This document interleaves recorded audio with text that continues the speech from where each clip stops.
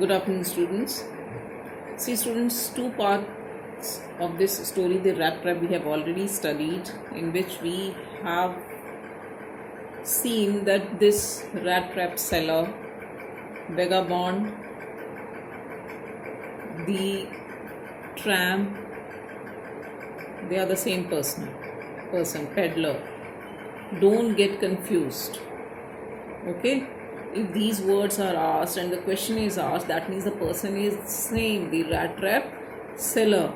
And in 2 mark question, you have to be very particular. And that is why listen to it very carefully, one thing. And second thing, keep the text along with you so that there is no confusion. We have already studied that how the world is compared to a rat trap, and then thinking that he was out of the rat trap, this man was very happy. He was thinking ill of others, that others are trapped in this rat trap. He was free of it. But one evening, when he was given shelter in a cottage, in a hut, by an old man, by a crofter, he himself fell into that rat trap. How? He was attracted towards those 30 kroners which acted as bait. BAIT. Now, after stealing those 30 kroners, he avoided the main path, the main road, and then entered into woods. There he thought that his life is going to end. How and why? Because the forest was so thick, he could not find the way out of the forest. But suddenly, fortunately, luckily, he heard the thumping sound of hammer. See, listen to it carefully. Or from all these, you may get 2 mark question ki how he was out of the forest, what helped him to be out of the forest. So when he heard the thumping sound of the hammer, he followed the direction of the sound and he reached the iron mill. There the forge was there, the furnace was there, and he was dripping. It was winter day, it was December. So just in order to have a sleep, warmth, he sought the permission from the blacksmith. Was he given the permission? Was he given the consent? Yes, the blacksmith gave a hearty consent without uttering a single word, though he was allowed to rest there. And how did he react? He also did not utter a single word, a word of thanks or anything. Up to this, we have completed that the tramp did not say anything either.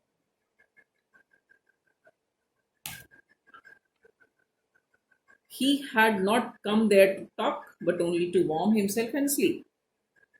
So he just tried to rest there, to sleep there. The iron mill has already been described, students, in part 2 also. Again, the description, further description is that in those days, this Ramso iron mill was owned by a very prominent iron master whose greatest ambition was to ship out good iron to the market.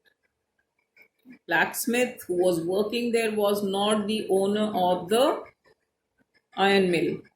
The iron mill was owned by a very prominent personality of the town whose greatest ambition was to sell out or to send good iron to the market. And he watched both night and day to see that the work was done as well as possible. And at this very moment, he came into the forge. Who came into the forge? The owner, the iron master, on one of the his nightly rounds of inspections. So I hope that this 2 mark question again, if asked, why did the iron master visit his Iron mill, your answer would be that he has came there for a round of inspection because his aim was to send good iron to the market. He wanted to produce good iron, and just to see that the all work is carried out very nicely, it was his visit during the night time. Naturally, the first thing he saw was the tall ragamuffin, one more name to the peddler, tall ragamuffin. Now, why he's called ragamuffin? Because he was wearing rags. His clothes were torn, and that is why he is called ragamuffin. So naturally, the first thing he saw was the tall ragamuffin who had eased his way, who was lying there in a very easy manner, in a very relaxed manner, so close to the furnace that steam rose from his wet rags. He was so close. Who is he here? The ragamuffin, the peddler, the red trap seller was so close to the furnace that because his clothes were wet, steam was coming out from his rags. Again, particular about 2 mark question here. The ironmaster did not follow the example of the blacksmith. Which example he did not follow? The ironmaster did not follow the example of the blacksmith. Just think. And if you know the answer, very good. He did not follow the example of the blacksmith because blacksmith had not even uttered a word. He had just given a haughty consent to this paddler to rest there. But Ironmaster was not like that.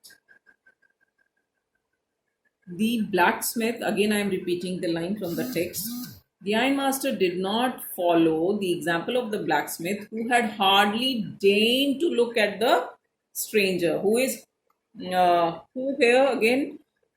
Who, the word who here stands for the blacksmith. Don't get confused between the blacksmith and the iron master, dear students. Right now, blacksmith had hardly deigned. Right, he had hardly deigned. Now, see, one word is deign here, Deigned.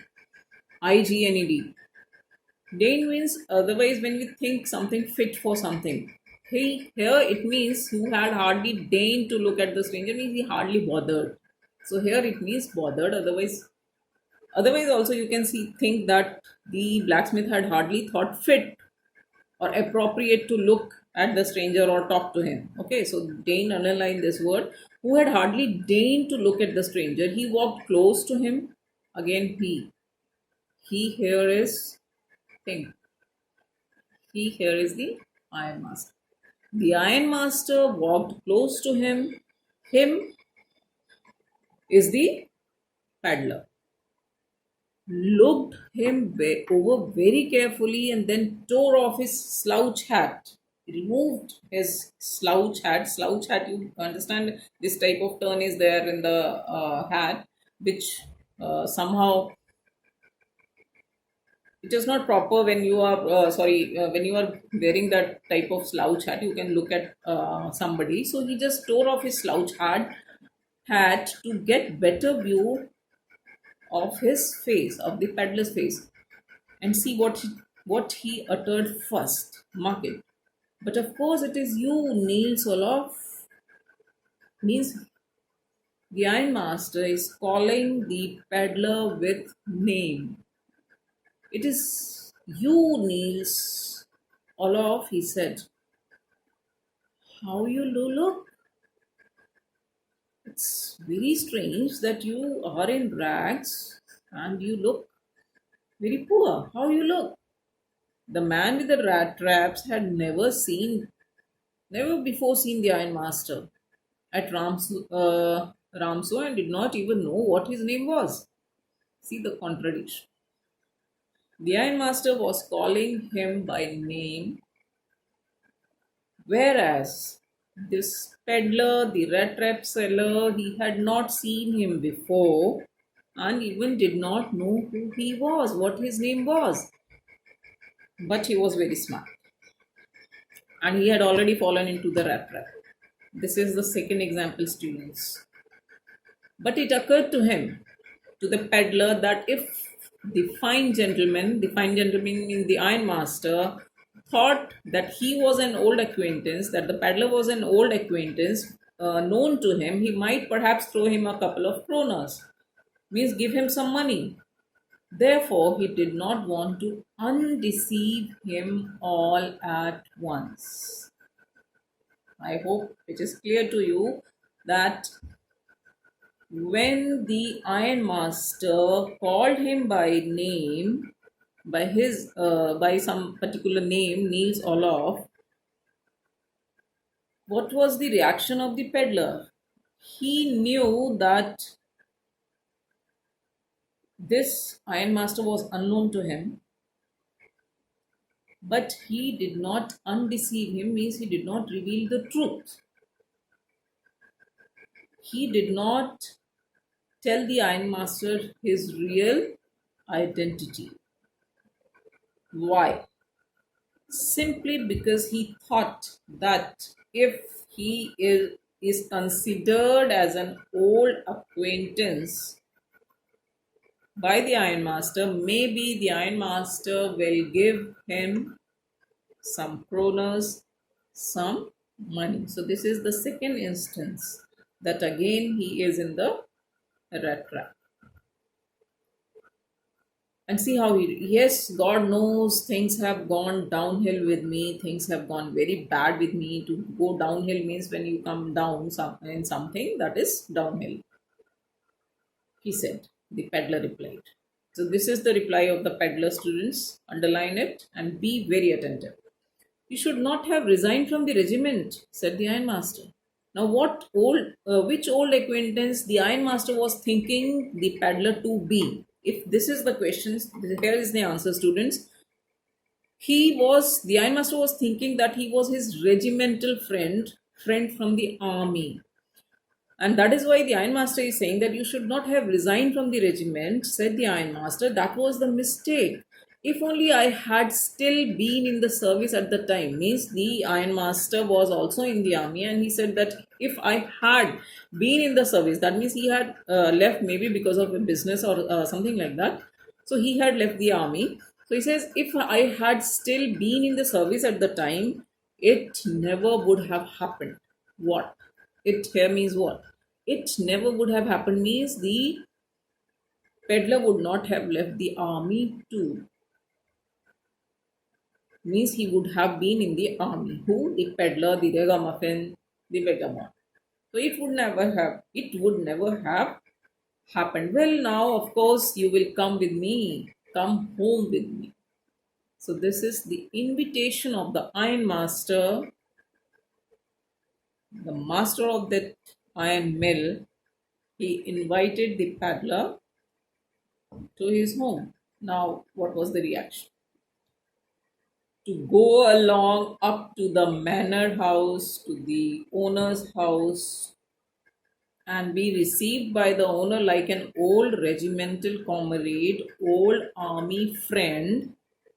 That, however, did not please the tramp. That was not liked by him. He had simply not revealed the truth just because he thought that some money would be given. But that did not happen. What happened? He was invited home by the owner. Here, it did not please him, did not made him happy. If the question is asked why he did not accept the invitation, or why it did not please the tramp or the vagabond, answer is here, students, on the next page. No, I could not think of it, he said, looking quite alarmed. This is the answer. He thought of the 30 krona. To go up to the manor house would be like throwing himself voluntarily on his own into the lion's den. Means if he accepts the invitation, he is himself falling into the lion's den. He only wanted a chance to sleep here in the forge and then sneak away move away in a very sneaking, otherwise very secretly when you enter or go out. That is sneaking. And he wanted to sneak away as inconspicuously as possible. One more word is there for you students: inconspicuously. Conspicuously means whenever something is very noticed. So opposite of conspicuously is inconspicuously. He wanted to rest there and sneak away, move out from that place very inconspicuously, unnoticed by anyone. The ironmaster resumed, but this was his thinking. Whose? The peddler's. And that is why he did not accept the invitation. Instead of that, the ironmaster obviously thought something else. What did the ironmaster think? This is the answer. See, you may get a 6 mark question also here, and then if a detailed answer is required, you have to be very particular clearly that why the ironmaster declined the invitation and why the ironmaster thought that the invitation was declined. What was ironmaster's assumption? So the ironmaster assumed that he felt embarrassed. Who is he here? The peddler. He felt embarrassed because of his miserable clothing. Obviously, the ironmaster thought that an army officer, he was in such a miserable condition, in the rags, he was looking so very poor, not at all clean, very dirty, and that is why he was not going to his house. And or maybe simply he declined the invitation. So he's trying to explain. What explanation did he offer? Again, please don't think that I have such a fine home that you cannot show yourself there. He says, Niels Olaf, please don't feel ashamed of coming to my house.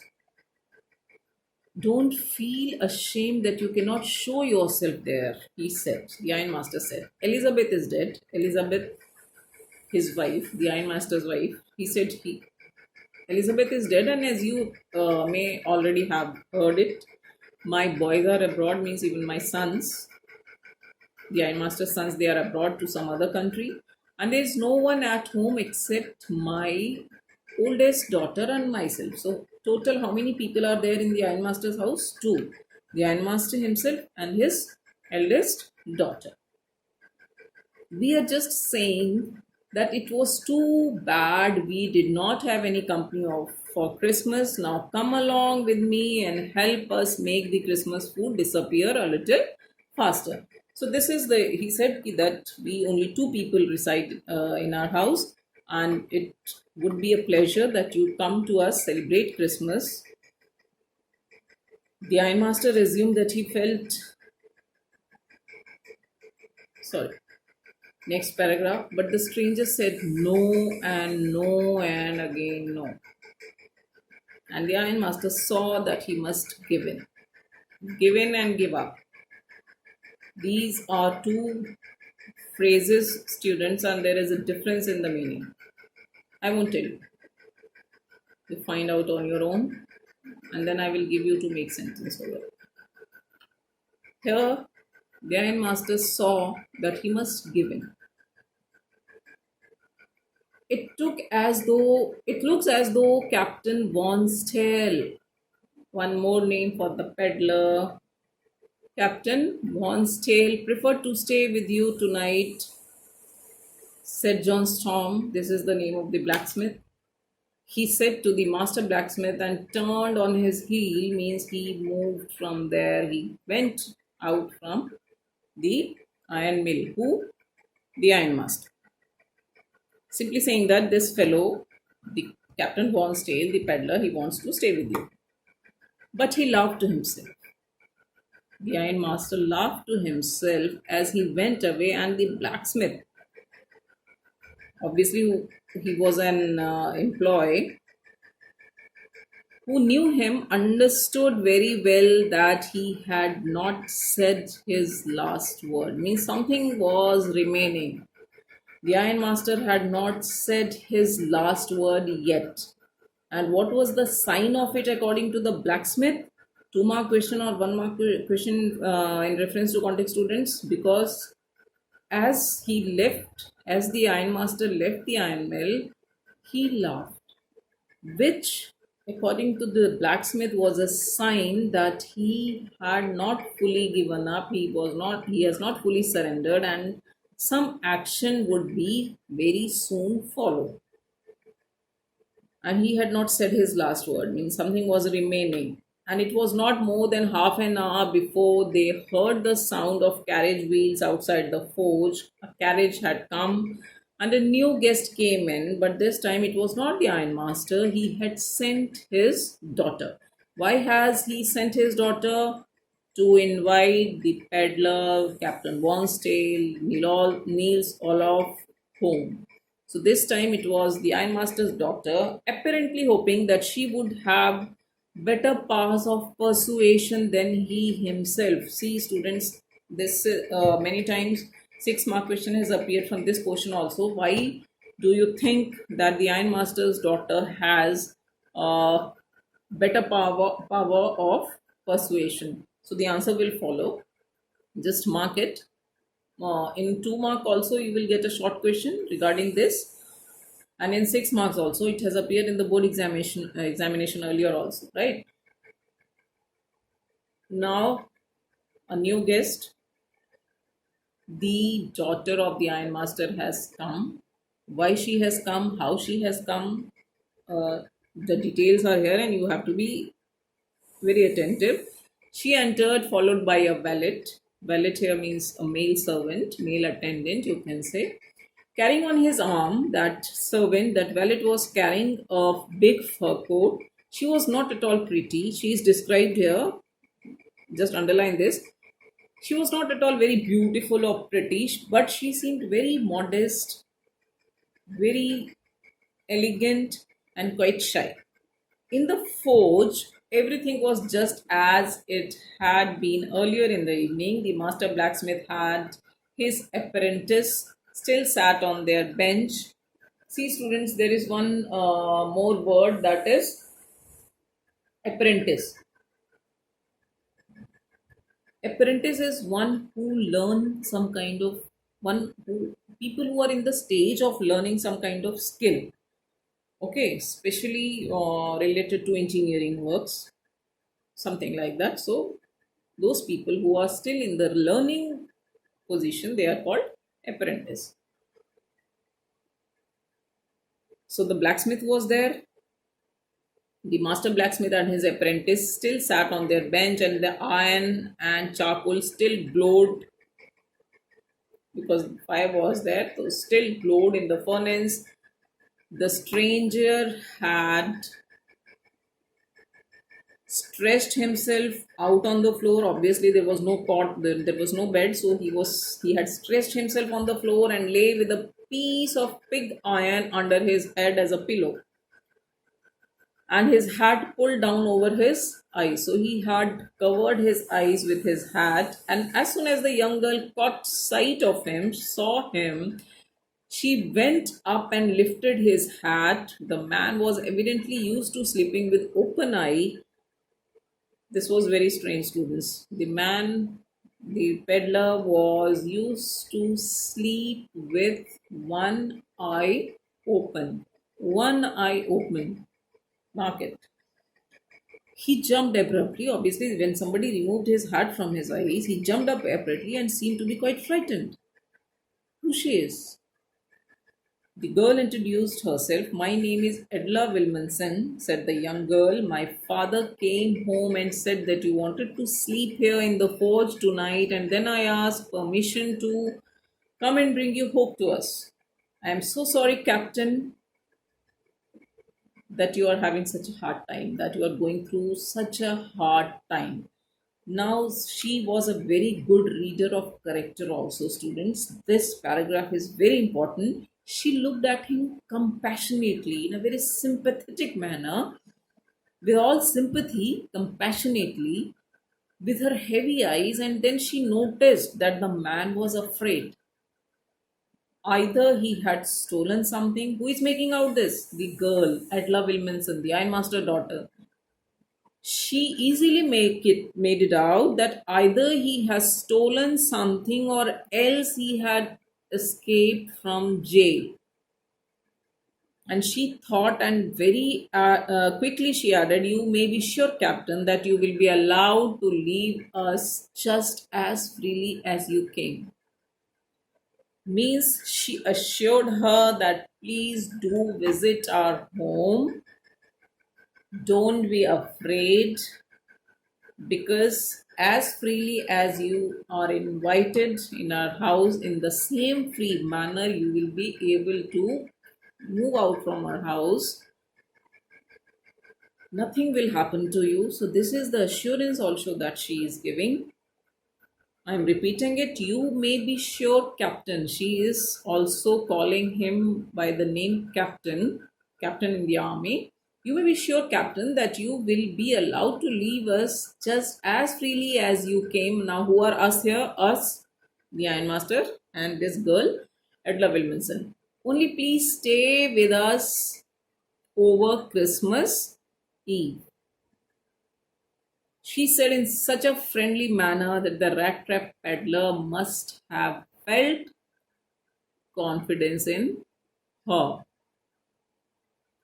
"It would never have occurred to me that you would bother me with yourself, miss," he said. "I will come at once."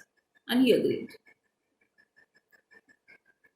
He's saying that it would never have occurred to me that you would bother me with yourself, miss, that you will convince me in such a nice manner. I will come at once. So he agreed to go to the Ironmaster's house. Today. We end up to this today. We will continue, students, but please read it carefully. Right? Questions will follow soon.